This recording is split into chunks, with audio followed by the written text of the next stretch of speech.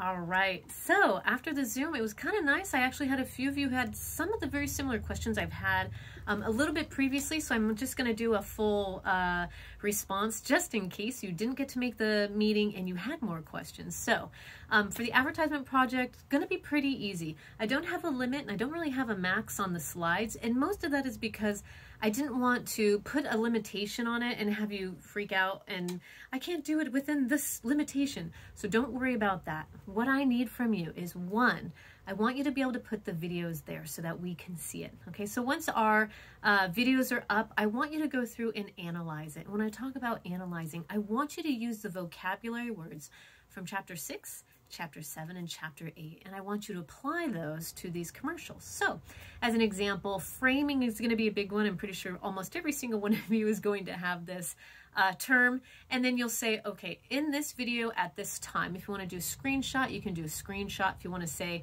you know, the minute within the video, you could do that too.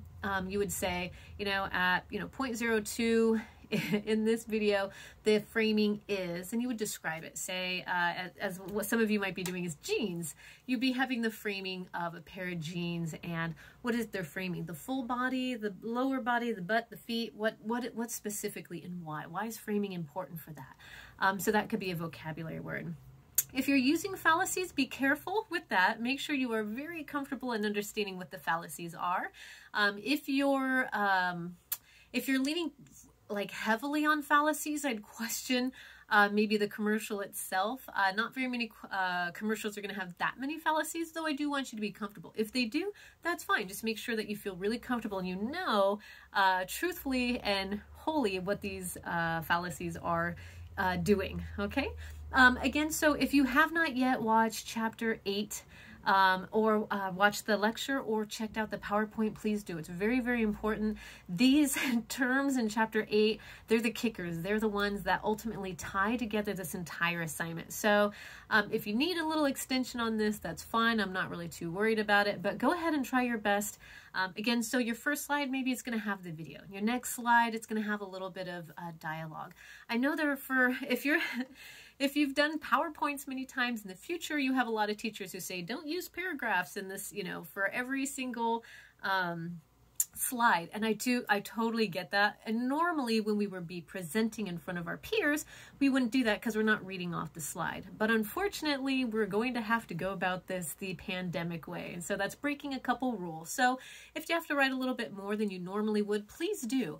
I don't mind. The more the merrier in these particular slides, because that's you showing me that you know exactly what you're talking about. And that's the key here. So make sure you're really watching these video commercials over and over again, really kind of honing into what are they doing in these commercials? Because every single thing done in a commercial is done with intention.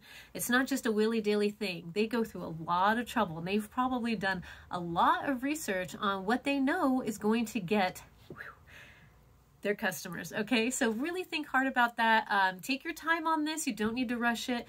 If you do need an extension, you know what, why not? I want you to have fun with this. But you do need to make sure you have it available for your peers to take a look at. I'll try and leave it open so that way your peers can spend a little bit more time too.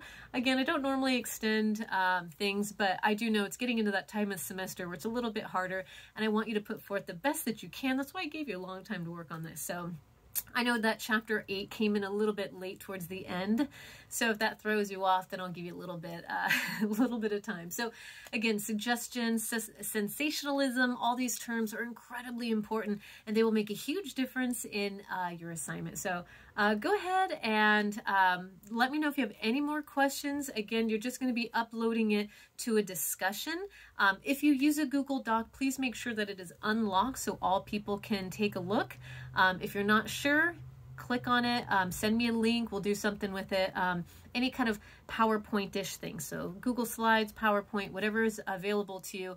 I know Butte does offer the whole Word thing that's easy to use too. So be creative, have fun, be as knowledgeable as you possibly can. Show me all this awesome stuff that you've learned in these last 3 chapters, because I tell you, again, some of my favorite stuff here. So if you have any questions, let me know, and that's pretty much it. I will see you very soon.